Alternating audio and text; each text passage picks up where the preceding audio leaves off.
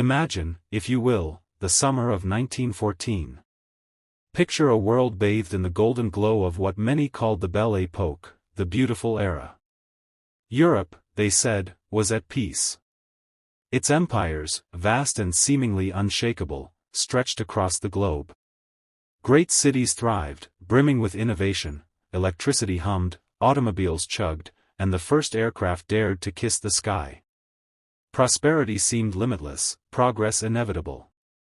Children played in parks, lovers strolled along tree-lined boulevards, and diplomats exchanged polite smiles over tea. Yet, beneath this polished veneer, a different story was unfolding. The calm was a deception. The peace, a fragile illusion. For decades, a powder keg had been quietly assembled, layer by meticulous layer, by the very hands that now trembled on the brink of lighting the fuse. Rivalries simmered, nationalistic fires burned, and a monstrous arms race consumed entire economies. Every major power believed it held the upper hand, that its military plans were foolproof, that a quick, decisive victory was not only possible, but inevitable. And then, with a single assassination in a faraway city, the world plunged into an abyss. The Great War, the war to end all wars, had begun. But this is not just another story of battles fought and empires lost. This is the story of the war that invented the modern lie. It's about how, in those 4 horrific years, the very fabric of truth was torn apart, twisted, and remade. It was the crucible where propaganda transformed from a crude tool into a sophisticated weapon, where entire nations learned to manufacture consent, and where the seeds of mass deception were sown. This war didn't just redefine conflict, it forged the blueprints for fake news, psychological operations, and the seemingly endless, forever wars that continue to plague our world today. This is a deep dive into that transformation. We will not merely recount dates and troop movements, though we shall do so with meticulous detail. Instead, we will peel back the layers to understand why men marched willingly to their deaths, how governments convinced their populations to endure unimaginable suffering, and what profound and often terrifying lessons this first global cataclysm teaches us about human nature and the systems we build. By unpacking the origins of the greatest conflict in history, we unpack the very roots of our contemporary world, confronting the ghosts of a century past that still whisper in our headlines and shape our anxieties. Echoes of the past, how historians still fight over blame. Even a century later, the question of who started it remains fiercely debated among historians. Was it Germany's aggressive expansionism? Austria-Hungary's desperate gamble? Russia's unwavering support for Serbia?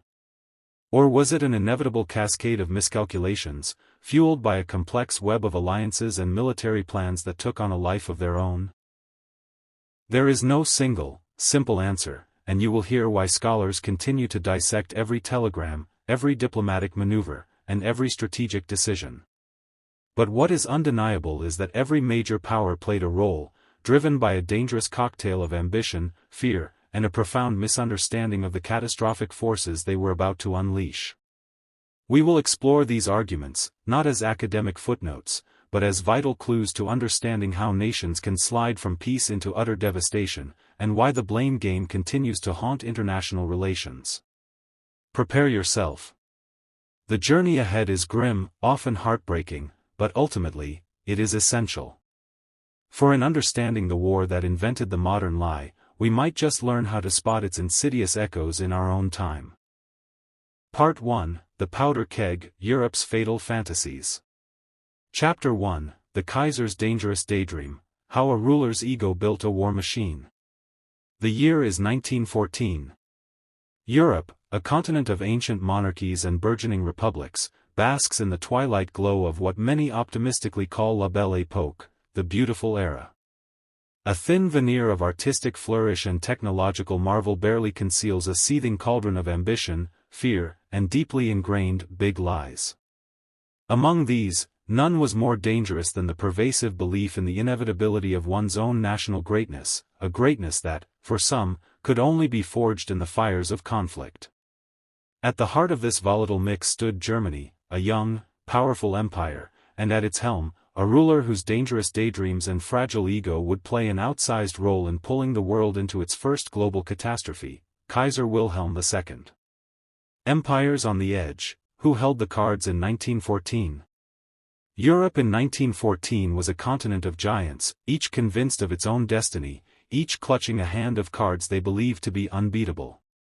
Yet, beneath the surface of imperial grandeur, cracks were forming, resentment simmering, and vulnerabilities multiplying. Germany's reckoning, from Bismarck's order to Wilhelm's chaos. The German Empire, forged in 1871 from Bismarck's blood and iron, was a relative newcomer to the European stage. Under its architect, Otto von Bismarck, Germany had pursued a cautious foreign policy, meticulously building a complex web of alliances to ensure its security and isolate France. Bismarck's vision was one of order, of a satiated Germany, content with its borders. However, the accession of the young, ambitious, and often impetuous Kaiser Wilhelm II in 1888 shattered this delicate balance. Wilhelm dismissed Bismarck in 1890, asserting his personal authority and embarking on a policy he termed Weltpolitik, world policy. This was Germany's aggressive push for a global role, a place in the sun that mirrored its burgeoning industrial power. Germany, by 1914, boasted Europe's largest economy and was a formidable industrial powerhouse, producing more steel than Britain and France combined. Its population had swelled from around 41 million in 1871 to nearly 65 million by 1910. Wilhelm's ambitions led to a massive naval buildup, directly challenging British supremacy, and an uneasy relationship with both his powerful military, which often seemed to operate independently, and a parliament he frequently disdained. This internal tension, a clash between traditional Prussian militarism and a Kaiser driven by ego, contributed to a foreign policy that often appeared erratic and bellicose. The big lie here was that Germany's destiny demanded unbridled expansion, no matter the cost to European stability. The fading glory, Austria-Hungary's desperate grip on power. South of Germany lay the sprawling, antiquated Austro-Hungarian Empire, a crumbling mosaic of a dozen distinct nationalities. Ruled by the aging, conservative Emperor Franz Joseph I, who had been on the throne since 1848, the empire was a testament to the big lie of imperial unity in the face of overwhelming ethnic diversity. Within its borders, Hungarians chafed under Austrian dominance, Czechs and Slovaks sought greater autonomy, Poles looked to a unified homeland, and Serbs dreamed of a greater Serbia, often looking to their Slavic brethren in Russia for support. The empire's army, though substantial in numbers, mobilizing over 7 million men during the war, suffered from internal divisions, outdated equipment, and a command structure hampered by linguistic barriers and ethnic loyalties.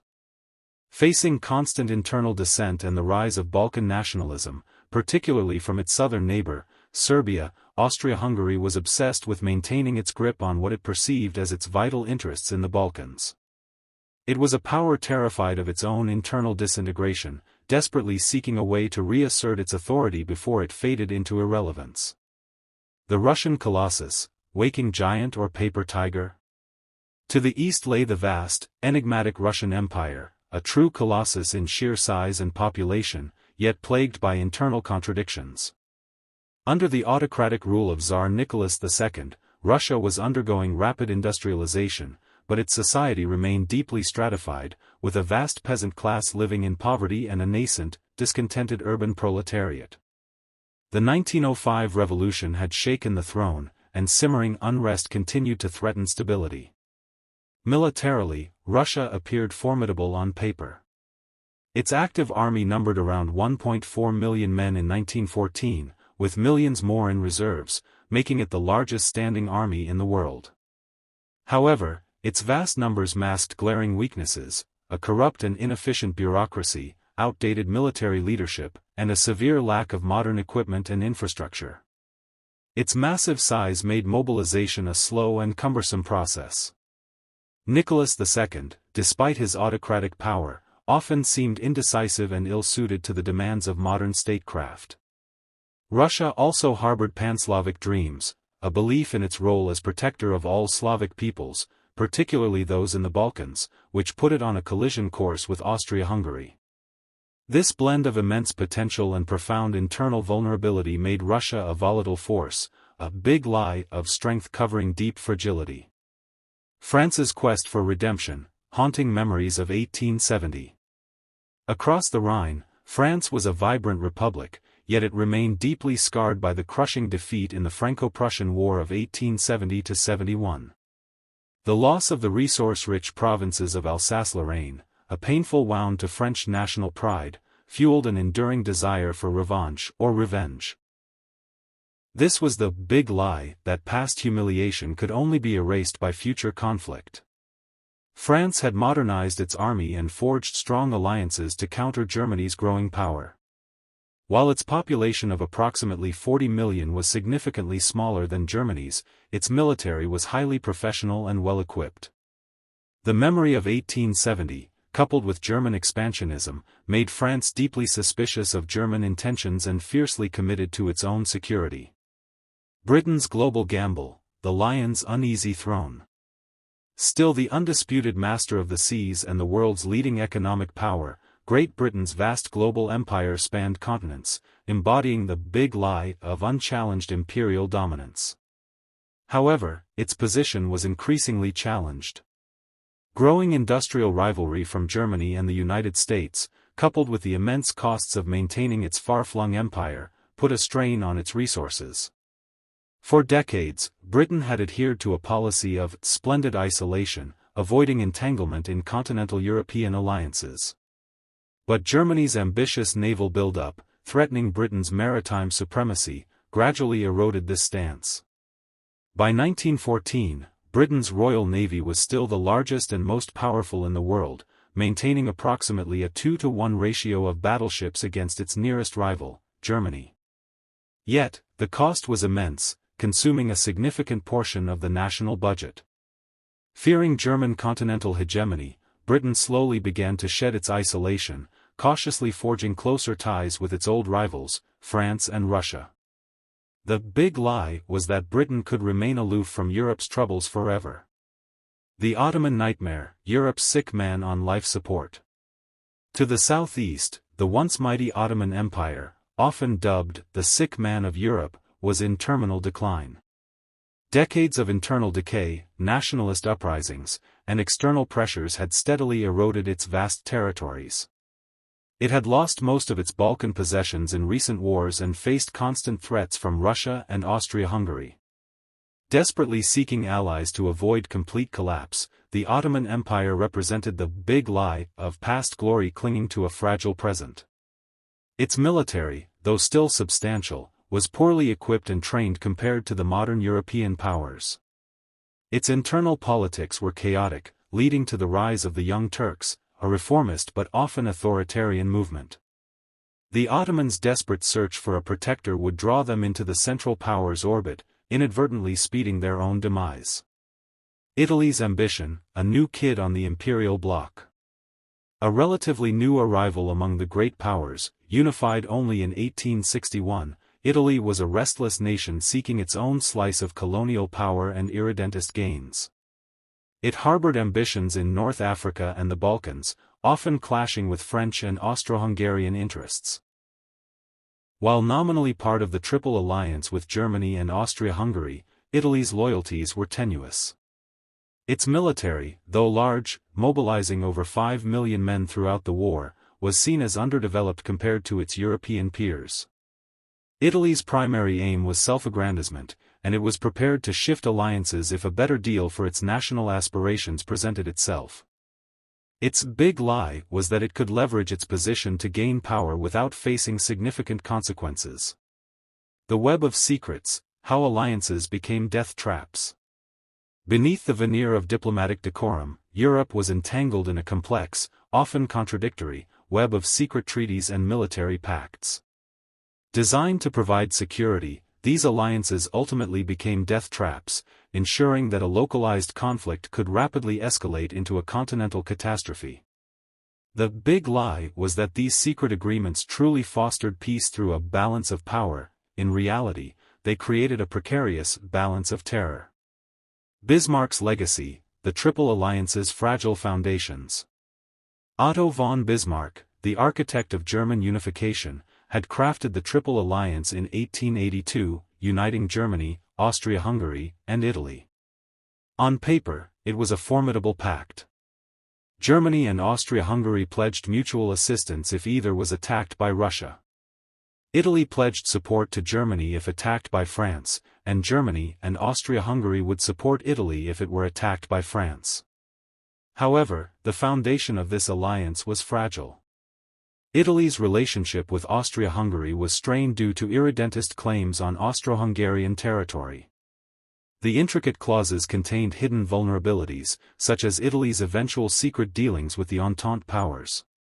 When the war came, Italy would invoke an exception clause, arguing that Austria-Hungary was the aggressor, not the victim of an attack, to remain neutral, and eventually switch sides.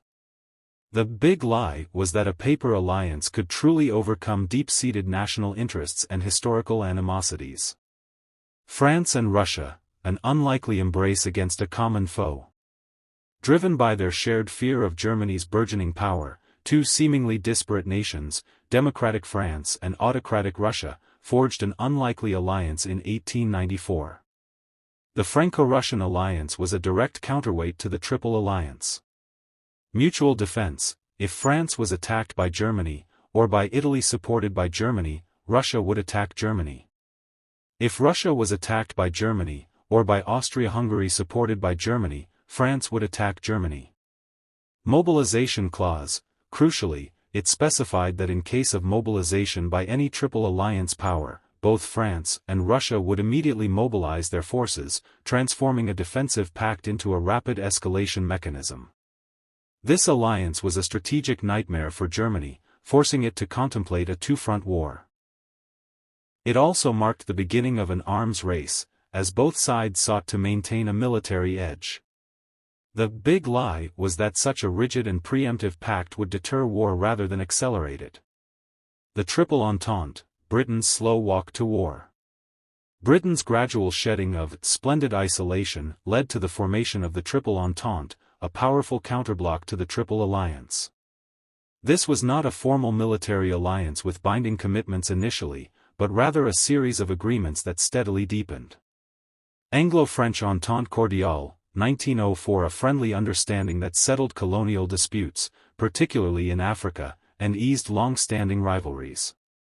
Anglo-Russian Entente, 1907, resolved colonial disputes in Persia, Afghanistan, and Tibet, driven by shared concerns about German expansion.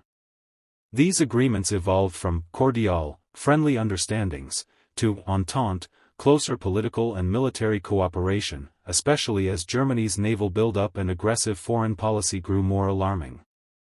While Britain did not have a binding military obligation to France or Russia in 1914, years of joint staff talks and naval cooperation created a strong moral commitment. The big lie was that these understandings were merely diplomatic niceties, when in reality, they tied the three powers together in a web of mutual expectation. The invisible threads, secret treaties and military pacts that tied nations together. Beyond the publicly known alliances, a labyrinth of secret treaties and military pacts lay hidden, creating invisible threads that tied nations together in potentially disastrous ways. Reinsurance Treaty, 1887, lapsed 1890. Bismarck's secret pact with Russia to ensure neutrality, which Wilhelm II foolishly allowed to lapse, pushing Russia toward France. Secret military conventions, detailed plans for joint military operations between Allied powers, often known only to a select few in the highest echelons of power. Specific clauses within treaties. Many clauses stipulated mutual assistance in specific scenarios, often unknown to the broader public or even to some politicians. These hidden agreements meant that a minor dispute, especially in the volatile Balkans, could quickly activate a chain reaction of obligations, transforming a localized conflict into a continental catastrophe. The big lie was that these secret arrangements provided security. Instead, they blinded nations to the true risks, making diplomatic de-escalation nearly impossible once the first trigger was pulled. Gold and greed, the economic engine of conflict. While alliances and militarism built the structure of the coming war, economic competition provided much of its driving force. The relentless pursuit of wealth, resources, and global influence fueled rivalries that poisoned diplomatic relations and pushed nations closer to the brink. The race for riches, global markets as battlegrounds. The late 19th and early 20th centuries were an era of intense industrialization and globalized trade. Major industrial powerhouses, Britain, Germany, France, and the United States, were locked in a fierce race for riches.